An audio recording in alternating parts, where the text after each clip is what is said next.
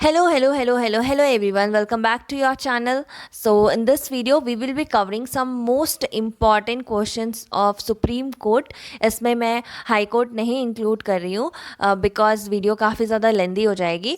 Before starting the video मुझे कुछ चीज़ें क्लियर करनी है, तो स्किप मत करना ये वाली चीज़. गाइस, ये चीज़ मैं ऑलरेडी डिस्कस कर चुकी हूँ कि आप लोग कमेंट सेक्शन में क्यों अपने मार्क्स कमेंट नहीं करते हैं. मुझे ये समझ ही नहीं आता है. मुझे कैसे पता चलेगा कि आप लोग इंटरेस्टेड हो नहीं हो.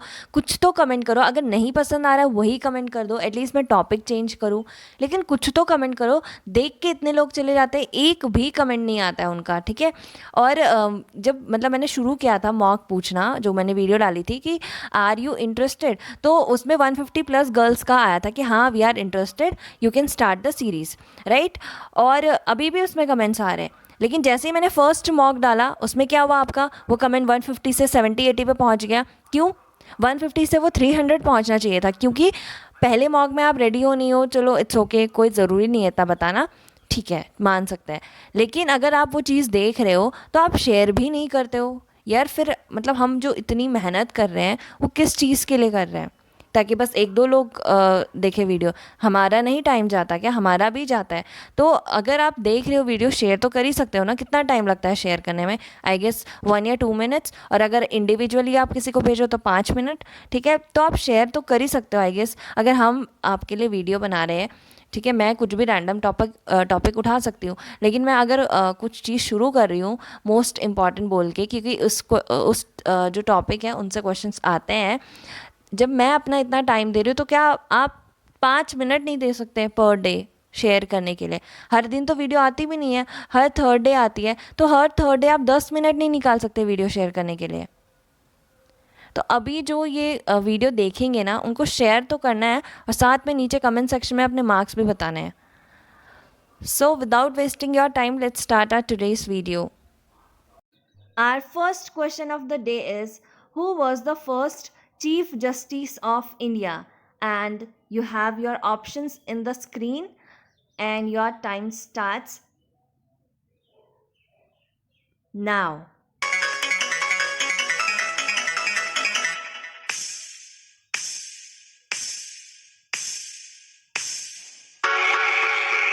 So the correct answer is option number B, that is H J Kania. H J का जो यहाँ पे मतलब है, एच मतलब हरीलाल हो जाएगा. ठीक है, तो हरीलाल कानिया क्या है? First chief justice of India है. और अगर आपको पता होगा present chief justice of India कौन है? N V Ramana. N V Ramana present chief justice of India, और ये 48th CJI है इंडिया के. ओके. और 47th कौन थे CJI, यानी कि एन वी रामना से पहले CJI कौन थे? SA बोबड़े. ओके, ये छोटी छोटी चीज़ें आपको पता होनी चाहिए. अब हम कुछ इम्पॉर्टेंट फैक्ट्स देख लेते हैं CGI के रिलेटेड. तो जो CGI है उसको अपॉइंट कौन करता है? प्रेसिडेंट करता है. ओके. उनको ओथ कौन दिलाता है? वो भी प्रेसिडेंट दिलाते हैं. और उनको रेजिग्नेशन मतलब वो रेजिग्नेशन किसको देते हैं?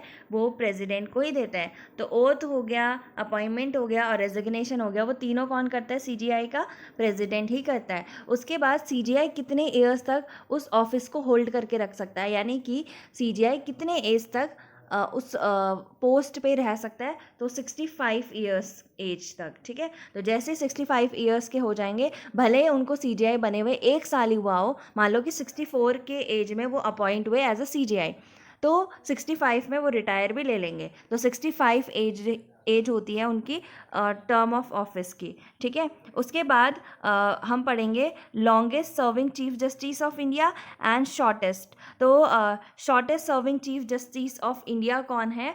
आई थिंक आप लोगों को पता भी होगा. कमल नारायण. कमल नारायण कौन है? Shortest serving chief justice of India. उसके बाद लॉन्गेस्ट कौन है? YV Chandrachud. CHANDRA Chandra CHUD. तो YV चंद्रचूड़ क्या है? Longest serving CGI of India. Okay. और शॉर्टेस्ट कौन है? कमल नारायण. और प्रेजेंट भी मैंने आपको बता दिया CGI कौन है. NV रामना, और वो कौन से 48 नंबर के CGI हैं, एंड इससे पहले कौन थे, SA बोबड़े। तो ये सारी इंपॉर्टेंट इन्फॉर्मेशन आपको पता होनी चाहिए। Our next question is, who among the following was the first woman judge of India? And इसके लिए आपको मिलते हैं 10 second and your time starts now.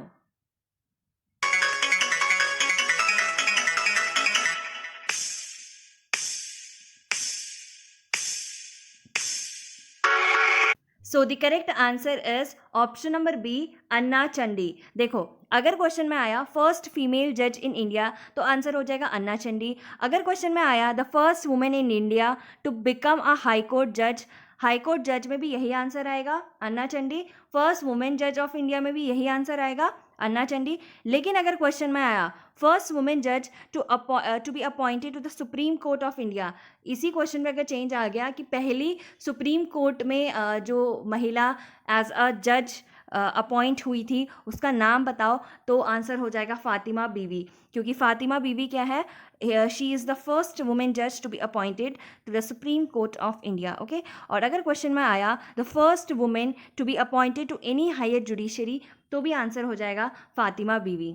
ठीक है, और क्वेश्चन में आया फर्स्ट वुमेन जज ऑन दिल्ली हाई कोर्ट, ठीक है, या फिर क्वेश्चन में आया first women to become chief justice of state high court of Himachal Pradesh. अगर क्वेश्चन में आया फर्स्ट वुमेन जज on Delhi high court, Delhi high court की पहली ऐसी वुमेन जिन्होंने एज अ जज वहाँ पे अपॉइंट हुई हो, तो आंसर हो जाएगा लीला सेठ। ठीक है, या फिर क्वेश्चन आया कि जो हिमाचल प्रदेश है उसका जो हाई कोर्ट है ना, उसमें पहली ऐसी वुमेन कौन थी जिन्होंने as a chief justice work किया है, तो भी आंसर हो जाएगा लीला सेठ। ठीक है, our next question is, which among the following is the correct age of retirement of judge of supreme court? तो ये हमने पहले क्वेश्चन में भी डिस्कस किया था कि सुप्रीम कोर्ट जज की रिटायरमेंट एज क्या होती है, एंड इसके लिए मिलते हैं आपको 10 second and your time starts now.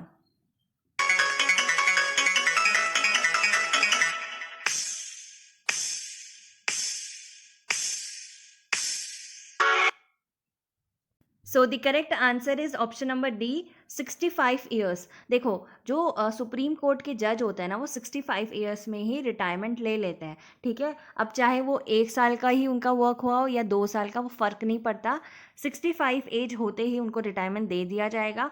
ठीक है, ये है सुप्रीम कोर्ट के लिए। लेकिन जो हाई कोर्ट के जो जज वगैरह होते हैं ना, उनके लिए कितनी रिटायरमेंट एज है, तो उनके लिए है 62। तो हाई कोर्ट के लिए 62 एंड सुप्रीम कोर्ट के लिए 65। Next question is, when was the supreme court of India first inaugurated? And इसके लिए मिलते हैं आपको 10 second and your time starts now.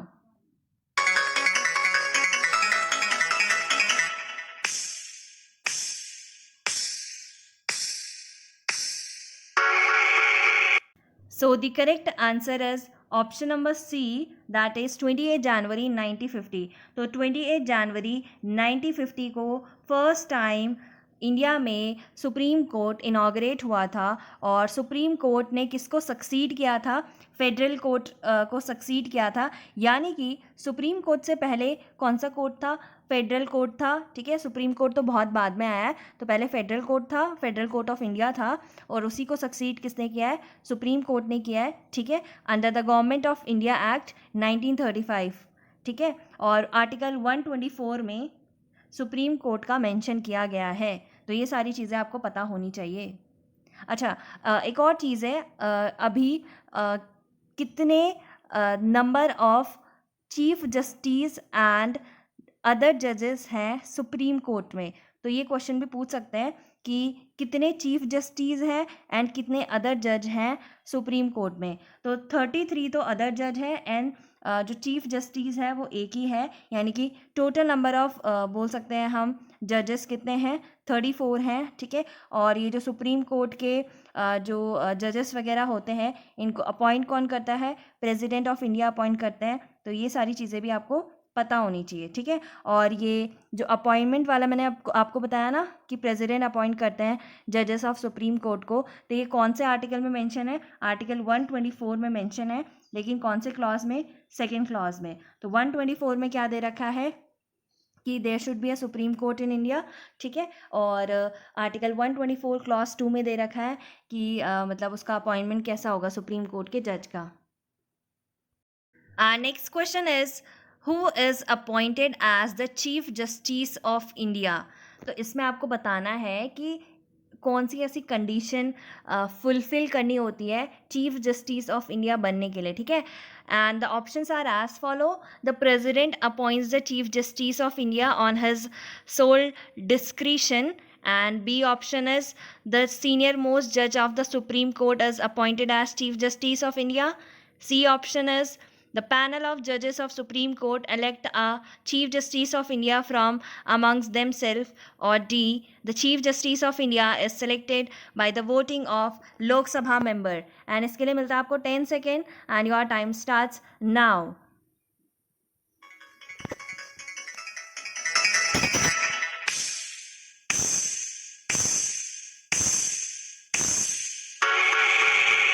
So the correct answer is option number B. The senior most judge of the Supreme Court is appointed as Chief Justice of India. तो जो senior most जज होते हैं supreme court को, उन्हीं को बनाया जाता है क्या, chief justice of India. Next question is which of the following article talks about the establishment of supreme Court. And इसके लिए मिलते हैं आपको 10 second and your time starts now.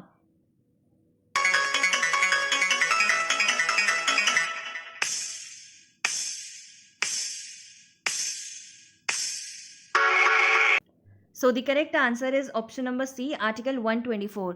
तो आर्टिकल 124 हमें क्या बताता है, establishment of supreme court of India का पूरा मेंशन किया है इस आर्टिकल में, okay. Next question is introduction of impeachment motion against the जज of supreme court requires. Actually इस क्वेश्चन में ये पूछा गया है, जो इम्पीचमेंट होता है ना, देखो अगर आपको सुप्रीम कोर्ट के जज को रिमूव करना है उनको उनकी पोस्ट से, तो आपको एक इम्पीचमेंट मोशन स्टार्ट कराना पड़ता है, ठीक है। तो तभी आप उनको रिमूव कर सकते हो, ये नहीं कि प्रेसिडेंट ने बोल दिया तो बस रिमूव कर दो, ठीक है। तो एक पूरा प्रोसेस चलता है, उसी को इम्पीचमेंट मोशन बोलते हैं। तो ऐसी कौन सी इन 4 ऑप्शन में से कंडीशन है जो फुलफिल होनी चाहिए, तभी वो इम्पीचमेंट मोशन स्टार्ट होगा, ओके। एंड इसके लिए मिलते हैं आपको 10 second and your time starts now.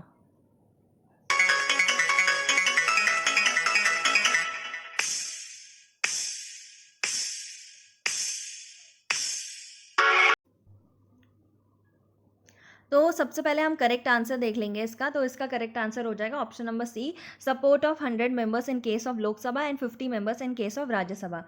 Question की तरफ जाने से पहले मैं एक चीज़ बताना चाहूँगी कि ये जो पूरा प्रोसीजर है ना रिमूवल ऑफ जजेस का, ये कहाँ पे इलेबोरेट कर रखा है, तो ये जजेस इंक्वायरी एक्ट 1968 में पूरा प्रोसीजर मतलब इलेबोरेट कर रखा है, ठीक है। तो ये CDSE के लिए इंपॉर्टेंट है, बट MNS इन सब के लिए इंपॉर्टेंट नहीं है। तो जजेस इंक्वायरी एक्ट 1968 में पूरा प्रोसीजर रिमूवल ऑफ जजेस का इलेबोरेट कर रखा है। तो इसके बाद देखो, अभी मैंने बोला कि जैसे कि आंसर में support of 100 members in case of Lok Sabha and 50 members in case of Rajya Sabha. तो तुम्हें अगर इम्पीचमेंट शुरू करना है ना, तो तुम किसी भी हाउस से कर सकते हो, ठीक है। You can start it from Lok Sabha और you can start it from Rajya Sabha. अगर तुम लोकसभा से शुरू कर रहे हो तो उसमें तुम्हें 100 मेंबर का सपोर्ट चाहिए। सपोर्ट का मतलब क्या, एक नोटिस निकाला जाएगा और उसमें तुम्हें 100 मेंबर्स के सिग्नेचर लेने होंगे, ठीक है। किसमें, लोकसभा में। और अगर तुमने वहाँ से शुरू करा राज्यसभा से, तो तुम्हें 50 मेंबर्स के उस नोटिस में सिग्नेचर लेने होंगे, ठीक है। अब अगर तुमने लोकसभा से शुरू करा है, लोकसभा से शुरू करा, तो इस चीज़ को तुम, ये जो नोटिस है सिग्नेचर के बाद कहाँ जाएगा, स्पीकर के पास जाएगा, ठीक है। अगर तुमने राज्यसभा से शुरू करा और जिसमें कितने लोगों के सिग्नेचर होंगे, 50 मेंबर के, तो सिग्नेचर करने के बाद राज्यसभा के सिग्नेचर होने के बाद ये जाएगा चेयरमैन के पास, ठीक है। अब चेयरमैन एंड जो स्पीकर होते हैं उनकी मर्जी होती है, वो एक्सेप्ट भी कर सकते हैं उस नोटिस को और वहीं पे बंद भी कर सकते हैं। तो अगर उन्होंने उनको लगा कि ये नोटिस ऐसी ही है और उनके अकॉर्डिंग उन्हें लगा कि वैलिड नहीं है पॉइंट्स, ये जो भी आरोप लगाए जा रहे हैं ये वैलिड नहीं है, तो वो चीज़ वहीं पे बंद कर सकते हैं, ठीक है। लेकिन अगर उन्हें लगा कि इंक्वायरी वगैरह करनी चाहिए, तो वो प्रोसेस क्या हो जाएगा, पूरा आगे चलेगा, ठीक है। तो अभी मान लो कि उन्हें लगा कि इंक्वायरी होनी चाहिए, तो अब वो क्या करेंगे, एक 3 मेंबर की कमेटी बनाएंगे। 3 मेंबर की कमेटी बनाई जाएगी। उस 3 मेंबर की कमेटी में कौन कौन मेंबर होंगे, एक तो होगा सुप्रीम कोर्ट का जज, एक होगा chief justice of high court और एक होगा डिस्टिंग्विश्ड जूरिस्ट। तो मान लो कि स्पीकर और चेयरमैन को लगा कि ठीक है ये इस चीज़ पे इंक्वायरी होनी चाहिए, तो 3 मेंबर की कमेटी बनेगी। और वो 3 मेंबर कौन होंगे? एक तो सुप्रीम कोर्ट के जज होंगे और एक chief justice of high court होगा और एक डिस्टिंग्विश्ड जूरिस्ट होंगे। ठीक है। अब क्या होगा ना, इस चीज़ पे पूरी इंक्वायरी वगैरह इन्वेस्टिगेशन होगी। तो जब ये पूरी इन्वेस्टिगेशन वगैरह चलेगी, तो जितने भी चार्जेस लगे होंगे ना उस जज पे या फिर उस चीफ जस्टिस पे, तो उसकी पूरी एक जो कॉपी होती है ना, वो फॉरवर्ड कर देंगे उस जज को जिस पे ये पूरा इल्ज़ाम लगा है, क्योंकि उसे भी तो पता होना चाहिए ना कि उस पर क्या क्या चार्जेस लगे हैं। तो एक कॉपी दे देंगे वो उनको। ठीक है। अब जैसी पूरी इन्वेस्टिगेशन वगैरह हो गई, तो ये जो कमेटी है ये उस रिपोर्ट को स्पीकर या फिर चेयरमैन को सबमिट कर देगी। मैंने या फिर इसलिए वर्ड यूज़ करा क्योंकि मैंने बोला ना ये एक ही हाउस से स्टार्ट होता है, या तो लोकसभा या तो राज्यसभा। तो अगर लोकसभा से शुरू होगी तो वो जो कमेटी है वो स्पीकर को दे देगी उस रिपोर्ट को, और अगर राज्यसभा से शुरू होगी तो वो जो इन्वेस्टिगेशन के बाद वो कमेटी क्या कर देगी, चेयरमैन को दे देगी वो रिपोर्ट। ठीक है। अब पार्लियामेंट के सामने ये पूरा रिपोर्ट मतलब प्रस्तुत किया जाएगा। ठीक है। अब पार्लियामेंट में क्या होगा, उसमें डिबेट डिस्कशन वगैरह होगा, वोटिंग होगी। ठीक है। अब वोटिंग भी देखो 2 टाइप की होती है। देखो 2 चीज़ वोटिंग में बहुत इंपॉर्टेंट होती है, वो दोनों चीज़ फुलफिल होनी इंपॉर्टेंट है। सबसे पहला है majority of total membership of that house. That house का मतलब क्या है, मैंने बोला था लोकसभा एंड राज्यसभा कहीं से भी शुरू हो सकता है। तो लोकसभा से मान लो शुरू हो गया, तो लोकसभा के जितने भी टोटल नंबर ऑफ मेंबर्स हैं उसका मेजॉरिटी लोग सपोर्ट करें। मतलब जैसे कि मेजॉरिटी का मतलब क्या है, जैसे 100 लोग हैं और एटलीस्ट 60 लोग उसको क्या करें, उस बिल को सपोर्ट करें। ठीक है। तो ये हो जाएगा मेजॉरिटी। तो जितने भी टोटल मेंबर्स हैं ना उस हाउस में, लोकसभा में या फिर राज्यसभा में, जहाँ से भी ये बिल शुरू हुआ है, तो उस हाउस के majority of the total membership, जितने भी टोटल मेंबर्स हैं उस हाउस के, एटलीस्ट मेजॉरिटी लोग उस चीज़ को सपोर्ट करें, तब ये बिल पास होगा। Second, majority of at least 2/3 of the member of that house present and voting. मान लो जितने भी लोग हैं सब थोड़ी ना प्रेजेंट होता है वोटिंग के टाइम पे। अब जितने भी मेंबर्स हैं लोकसभा के, ज़रूरी नहीं है ना कि जब भी वोटिंग हो रही हो सारे ही प्रेजेंट हो, कुछ भी रीज़न हो सकता है कि वो उस समय पे प्रेजेंट ना हो। तो जितने लोग प्रेजेंट है वोटिंग के टाइम पे, ठीक है, उसके 2/3 मेंबर वोट करने चाहिए। मान लो कि 300 लोग प्रेजेंट है लोकसभा के मेंबर में से, तो 300 का 2/3 कर लो। ठीक है। तो 2/3 एटलीस्ट रेडी होने चाहिए वोटिंग के लिए। ठीक है। तो 2 कंडीशन मैंने बताई, एक तो उस हाउस के जितने भी टोटल मेंबर हैं, उस हाउस के जितने भी टोटल मेंबर हैं ना, उससे मेजॉरिटी में पास होना चाहिए। ठीक है। मेजॉरिटी मेंबर सपोर्ट करने चाहिए। ठीक है। और जितने भी वोटिंग के टाइम में प्रेजेंट हैं लोग, उसके 2/3 मेंबर एग्री करने चाहिए उस चीज़ के लिए। ठीक है। तो ये दोनों चीज़ बहुत इंपॉर्टेंट है। और जो ये मैंने 2/3 वाली चीज़ बोली है ना, बहुत इंपॉर्टेंट है, ये एग्जाम में पूछते ही पूछते हैं कि कितने मेंबर्स एग्री होने चाहिए वोटिंग के टाइम पे। ठीक है। तो ये पढ़ लेना। उसके बाद यही चीज़ जैसे मान लो लोकसभा से शुरू हुई, तो यही मोशन फिर कहाँ पर चलेगा, राज्यसभा में चलेगा, और सेम प्रोसेस होगा। मेजॉरिटी लोग साथ देने चाहिए, और 2/3 वाला जो कंडीशन मैंने बताया वो वहाँ से भी फुलफिल होना चाहिए। अब दोनों हाउस से हो गया ये पास। अब ये पूरा जो मोशन है ये कहाँ चला जाएगा, प्रेसिडेंट के पास, और फिर वो एक ऑर्डर वगैरह इशू करेगा और फिर वो जज वहाँ से रिमूव हो जाएगा। ठीक है। तो ये प्रोसेस बहुत इंपॉर्टेंट है। Next question is the original jurisdiction of supreme Court has been mention in. जो सुप्रीम कोर्ट है उसकी कुछ पावर्स होती हैं। ठीक है। तो उसमें एक ओरिजिनल जुरिडिक्शन है, तो वो किस आर्टिकल में मेंशन है। एंड इसके लिए मिलता है आपको 10 second and your time starts now.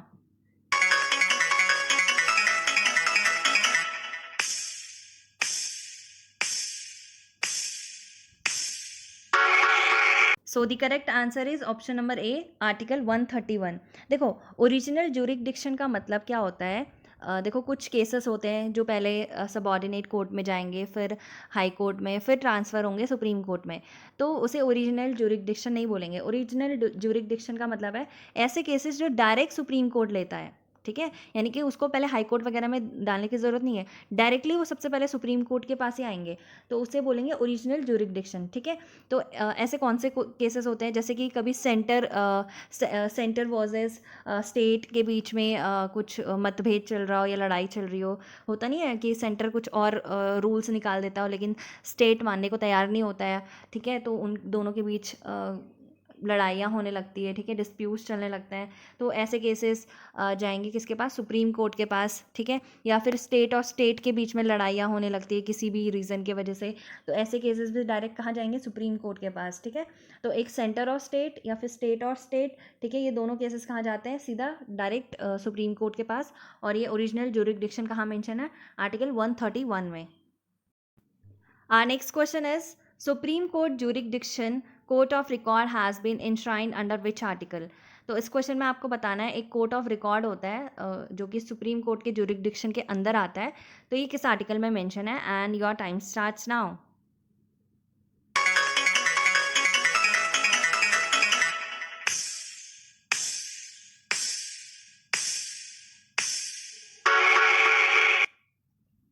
So the correct answer is article 129, that is your D option. देखो, कोर्ट ऑफ रिकॉर्ड जो होता है इसका मतलब क्या होता है, जो सुप्रीम कोर्ट होता है उसका कोई ना कोई जजमेंट निकलता है ना। जैसे कोई भी केस होता है उसका कुछ ना कुछ कंक्लूजन निकलता है, जैसे कि राइट टू प्रिवेसी एक फंडामेंटल राइट है, तो ऐसे बहुत सारे जजमेंट निकले हुए हैं ना। तो वो जो जजमेंट होते हैं ना वो आगे फ्यूचर के लिए क्या कर दिए जाते हैं, रिकॉर्ड कर दिए जाते हैं, ठीक है। तो इसी को हम क्या बोलते हैं, कोर्ट ऑफ रिकॉर्ड, रिकॉर्ड कर देना उस जजमेंट को। तो जब जैसे कोई हाई कोर्ट वगैरह में आगे कुछ केस चलता है तो हम वो एग्जाम्पल दे के ऐसे बोल सकते हैं कि इस केस में सुप्रीम कोर्ट ने ये बोला था कि right to privacy is a fundamental right.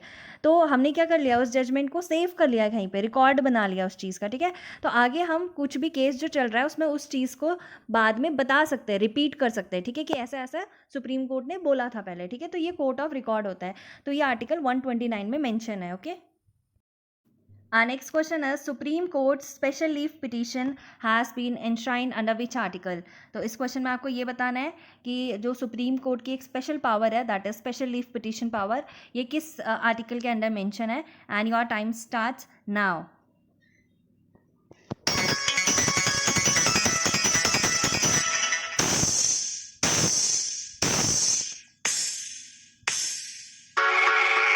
So the correct answer is option number B, article 136। देखो, आर्टिकल 136 में स्पेशल लीव पिटिशन का मेंशन है। स्पेशल लीव पिटिशन होता क्या है, स्पेशल लीव पिटिशन का मतलब होता है, देखो जब भी कोई केस चलता है वो पहले सबॉर्डिनेट कोर्ट्स या फिर लोअर कोर्ट्स में चलेगा और उसके बाद हाई कोर्ट, फिर सुप्रीम कोर्ट, राइट।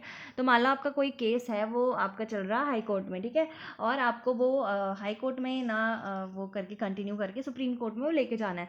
तो आप क्या बोलोगे हाई कोर्ट को कि हमें एक सर्टिफिकेट बना के दे दो, और फिर वो उस सर्टिफिकेट के थ्रू आप अपील कर पाओगे सुप्रीम कोर्ट के पास, ठीक है। मान लो बाई चांस हाई कोर्ट मना कर देता है वो सर्टिफिकेट बनाने के लिए, तो आप क्या करोगे, एक स्पेशल लीव पिटीशन फाइल करोगे, ठीक है। स्पेशल लीव पिटीशन कहीं से भी फाइल हो सकता है, लोअर कोर्ट से भी फाइल हो सकता है। फिर सुप्रीम कोर्ट उस चीज़ को देखेगा और सुप्रीम कोर्ट ज़रूरी नहीं है वो केस फिर भी ले ही ले, है ना। तो जो ये स्पेशल लीव पिटीशन पावर है ये एक डिस्क्रिशनरी पावर है। डिस्क्रिशनरी मतलब क्या है, ये कंपलसरी नहीं है सुप्रीम कोर्ट की उस केस को ले ही ले, है ना। तो वो मना भी कर सकता है, ठीक है, इग्नोर भी कर सकता है, ठीक है। तो वो सुप्रीम कोर्ट की मर्ज़ी है वो उस केस को लेगा या नहीं लेगा। तो स्पेशल लीव पिटीशन क्या होता है, मैंने बोला था कि वो एक अलग से एक बोल सकते हैं सर्टिफिकेट्स के थ्रू अपील ना करा के अलग से एक फ़ाइल करता है, एक रिक्वेस्ट करता है सुप्रीम कोर्ट को उनका मैटर देखने के लिए, ठीक है। और ये आर्टिकल 136 में मेंशन है। तो एक एक्सेप्शन भी है स्पेशल लीव पिटिशन का, दैट इज़ मिलिट्री केसेस। तो जैसे मैंने बोला था कि हर केसेस में हम स्पेशल लीव पिटिशन अपील कर सकते हैं, बट जो मिलिट्री केसेस होते हैं जैसे कोर्ट मार्शल वगैरह होता है उसमें हम स्पेशल लीव पिटिशन इशू नहीं कर सकते, ओके।